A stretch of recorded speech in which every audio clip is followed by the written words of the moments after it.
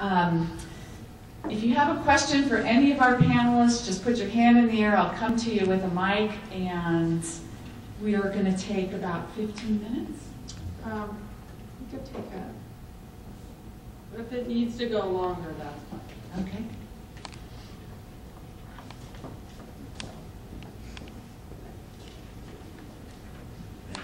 I'm interested in the panelists' thoughts on the pros and cons of doing fuels reduction, including mechanical thinning in riparian areas, as it may affect the aquatic system.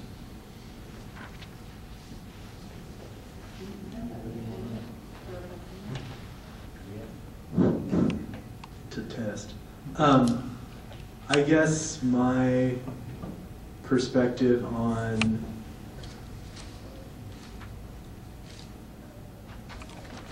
riparian management is that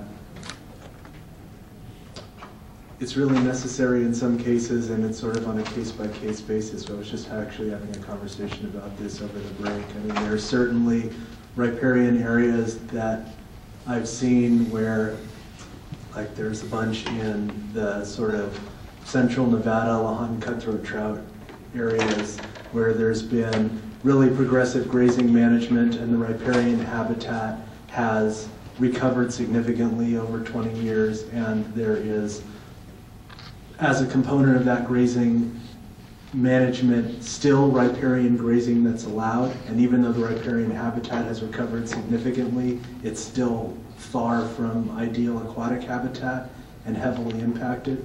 And then there are riparian areas on creeks in the McCloud Red Band Trout Refuge that are so choked from being buffered for management for so long that they've swung sort of the opposite way, you know, and they definitely are in need of some form of management. So I guess I don't have a real specific answer. I think that there's definitely a need for riparian management in some particular cases, and cases of where riparian habitat as a function of lack of fire or whatever hasn't been, or you know, needs to be thinner than it is, where there's too much vegetation, but no sort of one silver bullet response for that. Yeah, I guess from my standpoint, from a fuel standpoint, there are areas like up on the basin where things are type converting to like lodgepole pine in some of those areas, and it would seem to me that you would need to do some kind of mechanical treatment or some way to, you know, remove that fuel and deal with that. And I don't think really burning under those kind of conditions would get it back, and then maybe it would be kind of try to maintain it that way. But I think at times you're going to have to kind of ease things back in by doing some kind of you know, treatment, especially in those type converted areas.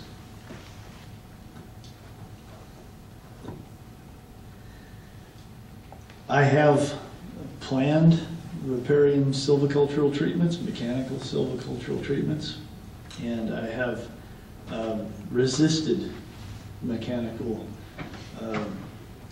riparian treatments. I think it is very location specific. One of the things I hope we do more of, start talking about in dialogues like this, is the management direction for such practices. I don't believe it's a all or nothing, go, no go. I think we need to be more considerate of the primary purpose of whatever the treatment being to benefit the riparian functions and processes that are inherent in maintaining the quality, integrity of those habitats. Nobody wants to see the dramatic loss of you know, functional riparian habitat in a uncharacteristic standard placing wildfire, for example. Nobody really would buy a ticket to watch that. But we're very apprehensive about doing anything about it sometimes. And there's a lot of reluctance and anxiety about, so okay, if we can agree that we need to do some mechanical treatment here, but we really can't agree on that means we'll have to have road access. Then there needs to be some reality check there. And I hope we also start to discuss more, is that really the most pressing restorative need in this action area, this planning area? Or do we really need to think about reconnecting this habitat first so that the indigenous fauna can respond to that disturbance regime as they're designed to do? So that's all I can say about that for now. I would just echo a couple of the other comments that PRC advocates for prescribed fire and sometimes light mechanical treatment to facilitate prescribed fire. And I think there's general consensus that mechanical treatment alone cannot replace the ecological function that fire plays in those riparian areas for increasing diversity or large wood recruitment, for example.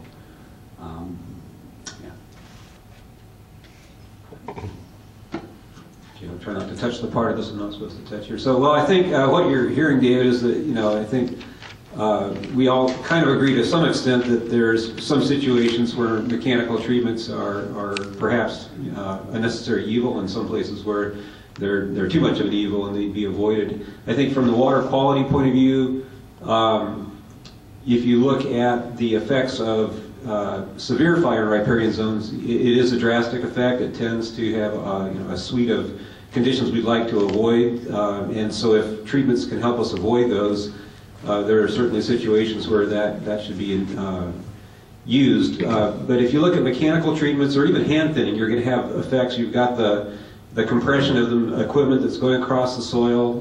That's generally something we don't like. There's the pile burning, which can have adverse effects, and even with hand thinning, you're going to probably have pile burning, and so that's a potential for adverse effects.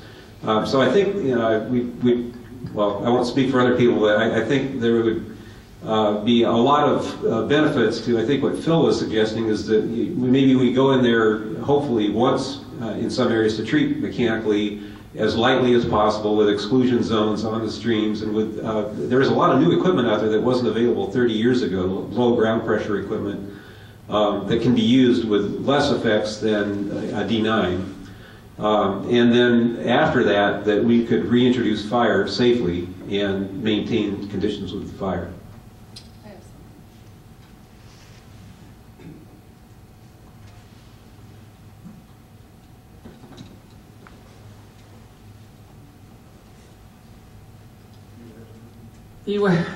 I was waiting until last, but they said most of what I would have said myself. But I've studied fire history and monitored fire and looked at fire as a process.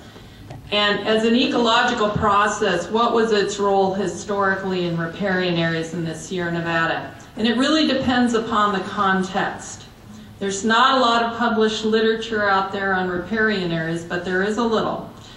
And one of the studies I did on the El Dorado is that if you're in a little drainage, an ephemeral drainage or an intermittent stream on a dry slope, even if you had different riparian vegetation in there, the fire return interval was the same as on the adjacent dry slope. So that indicates to me, kind of obvious, that when a fire is going through, it didn't really change too much in behavior. It was still going through there, although the different vegetation was there.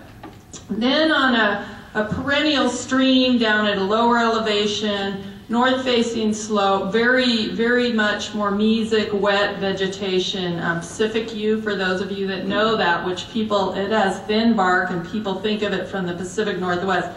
It even had fire scars on it, and a big old Douglas fir, probably about 400, 500 years old, had fire scars right in the creek bed itself. So there, the fire was either patchier or it was more intermittent. So in the Sierra Nevada, it's not about if fire comes in riparian areas, it's when, how often, and how. And the last point is that Native Americans were very active in managing riparian areas.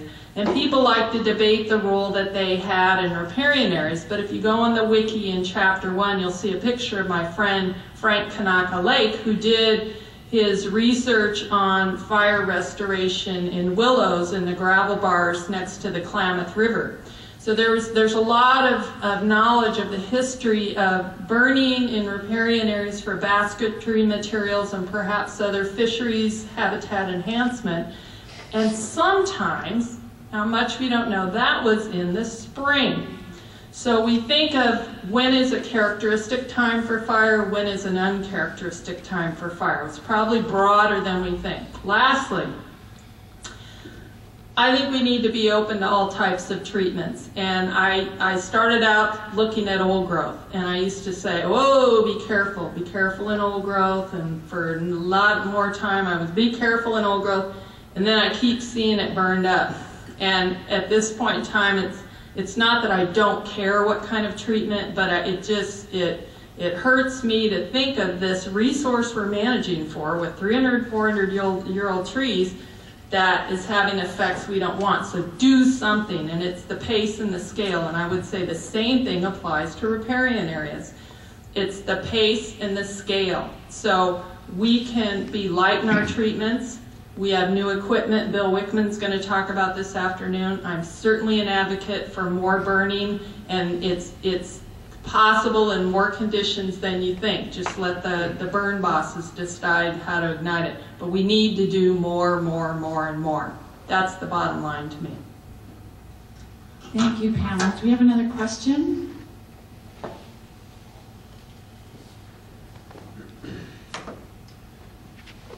This is Craig Thomas with the Sierra Forest Legacy. So Michael, I was stunned by your slide of the aquatic diversity management areas and the lack of nexus with the diversity hotspots in that one slide you put up. We really want to spend more time talking with you about what the forest plans need to do to address that. I'm interested in any of your opinions, particularly Rene. I know you do a lot of work, and I know Greg well as well on this issue of these reserves and management in areas, wilderness designation, roadless protection, aquatic diversity areas. It tends to weaken, and I look at as you go down in terms of management direction, which can be changed by political change and differences of opinions about what's valued and what isn't. We tend to strive for, let's solve it permanently, and yet that can have its restrictions too. And I'm wondering what your thoughts are about the merry-go-round of doing really good work and spending a lot of money in a place where cows are still, the primary invasive species that we as taxpayers lose money to keep bringing into that system. My personal opinion, have real trouble with that, particularly in riparian aquatic areas where the damage seems, that's where they tend to live and like to hang out in the summer, like us. And I'm wondering your just sense of all the work that you've done, particularly Rene, across the West, in terms of that mitigation, longer term. How do we get to the place where we're not having to go back in and spend that same money over again in the next 20 years when the stressor is allowed to continue to affect the system in a way that impairs it? You go back and fix it, it impairs it. So when you say, are you thinking specifically in the context of how do we develop reserves that are protected from that reinvestment need? Or there's a lot of juicy stuff in what you just said, but I'm wondering. If we pick a desired condition and we want to get to it, then, this is a political problem. It's a social, economic, and ecological problem about how do you balance the desired condition targets that we develop through science and our understanding of. Okay. And I'm not opposed at all to active management. I'm certainly a huge fan of more fire, and if we need to get mechanical into a place and we can do it in a way that's really artful to then get the system back to where it can operate more on its own with fire. Not opposed to that, but the merry-go-round of continuing to have the multiple use pressures in some places where we're having to fix, and then we put the stressor back into it. And it's very hard to keep cows out of streams. Everybody knows that they like it there, and it's hot in summer in California. Right. So, how's your sense of managing that? I mean, where are you guys at? Do you push for wilderness and just stop the problem? Or do you think we can ever get in the political situation in California to where we can do this great work, feel good about it, and not have to go back and do it again every 20 years? That's great questions. You left a lot of space, and I'm curious to hear what my colleagues think. I guess as an entry point to a big question, or to a response to a big question, what I would say is that I think we have an opportunity to transition in the way that we think about that end point, that set of conditions that we're managing for, not as a set of conditions that are fixed and defined by the presence of particular elements or particular species in like a static context, but managing for functionality first and for the processes that sustain functionality, and sort of managing for a group of landscape dynamics and associated patches that we believe will be resilient. And that's not to say that that management approach won't require some type of gardening. Because like it or not, even our areas that we think of as, our most untouched, we have tons and tons of very specific needs for. So we already have an end in mind with a lot of our management, but I think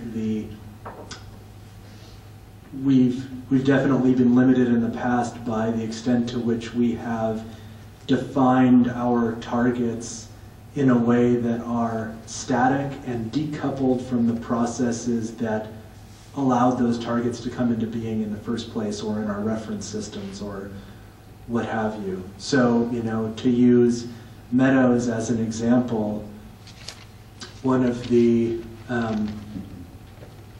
the interesting thing about a restoration approach like a pond and plug is maybe you reconnect the stream and the floodplain, and maybe you have also created a mechanism for riparian vegetation recruitment, and maybe you've also created a mechanism for redistribution of sediment in the stream. But maybe there was historically also something that happened where at every year there would be a log jam that piled up at the head of the stream that would eventually bust out in a high flow event and distribute that wood over the meadow, and that would change the geomorphology and the braiding patterns of that meadow over time. So there's a functionality that we haven't restored in that process that might be critical to some of the functions associated with that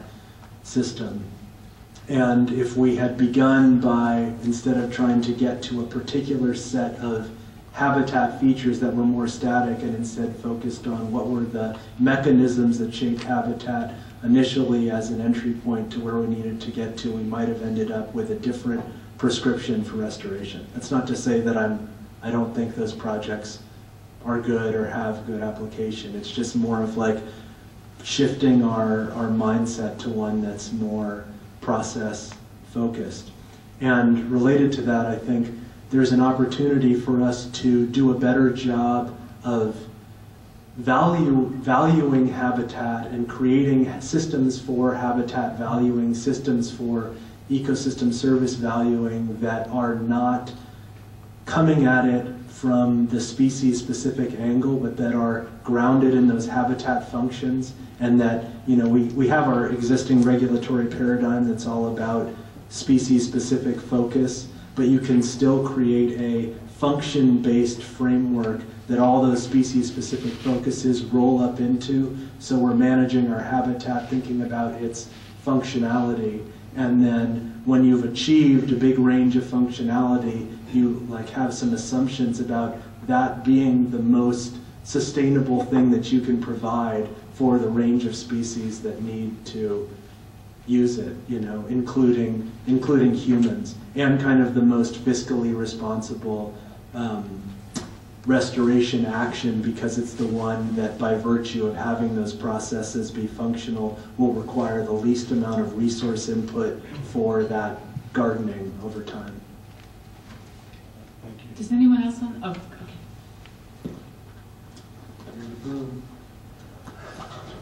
Was a bold grab. Thanks, Rene. I would just say that PRC in promoting the idea of meadow reserves, and Craig, you know this, but for others, that, you know, clearly there's a place where grazing shouldn't occur, and that the economic and societal, even the cultural benefits that grazing produces are outweighed by the ecological impacts. And therefore they shouldn't happen. And I think going back to the earlier question about, you know, mechanical treatments in riparian areas versus fire, I think it's somewhat of a case-by-case basis, but and my ranching friends, they know where I stand on this, but, you know, we raise more cattle in Florida and Missouri than we do in the West. And there's just not room for welfare ranching on some of these Western federal lands. And I think in some of these important areas where you have diversity, the incredible diversity that you have within meadow complexes, that if you're managing for functionality, grazing is not going to be a good fit.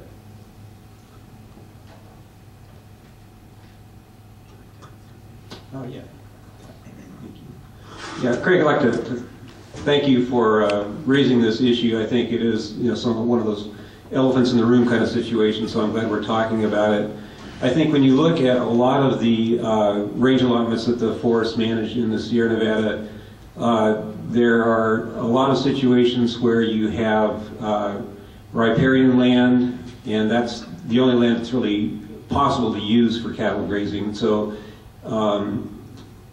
you know, it may at some point come down to, well, are you going, it's, you know, a binary decision, yes, there's cattle, or no, there aren't.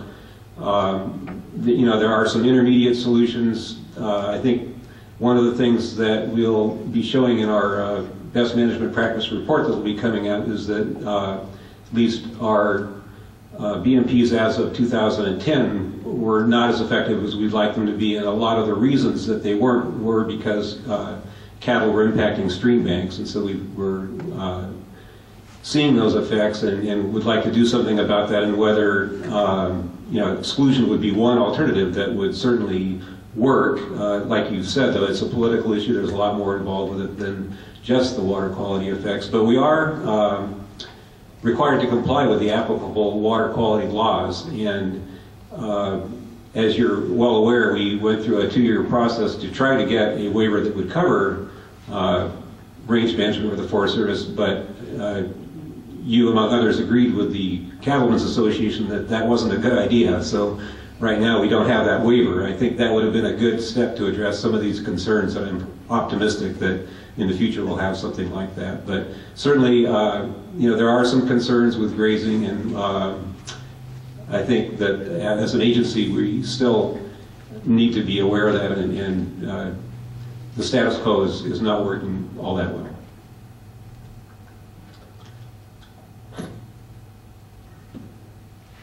I think, do we have time for one more? We have another question.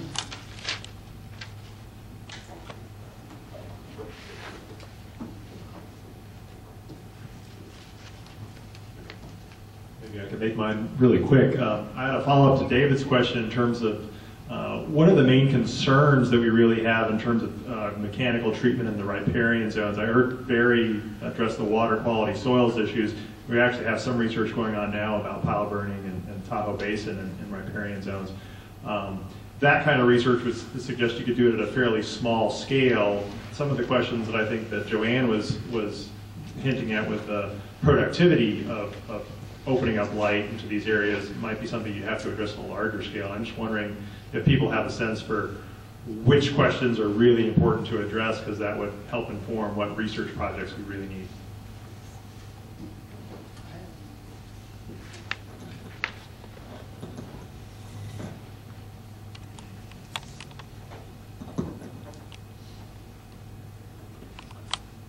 I want you to look at the pace and the scale. Site level restoration treatments are not what we need to do. So what is the effect on function? I like this function approach a lot. Doing work on 50% of the riparian areas in a watershed. 50% mechanical treatment. We have plenty that are 50% fire that we can go to. So it's really that mechanical treatment. And are there different types of equipments and intensities of treatment that would have different effects? And I'll be very interested to see your pile burning effects. I've done a lot of that myself and measured some of it. That's one of those lesser of two evils. So I don't always think it's the best thing, but that's what we got to do. That's what we have to do. But get the pace and the scale for me. So if there's no other questions, we have a little exercise we can do. I'm going to hand out 2 sheets. There's an easy one and there's a hard one. And you can fill out either one and you can discuss it with your group, or you can do it by yourself. The easy one is what's the issue, what works, what doesn't work, why, and what should we do. The hard one's related to this diagram here. Okay? So, and you can always just hand draw on this diagram. I'll take whatever you give me. I'm going to use this. So let me hand these out.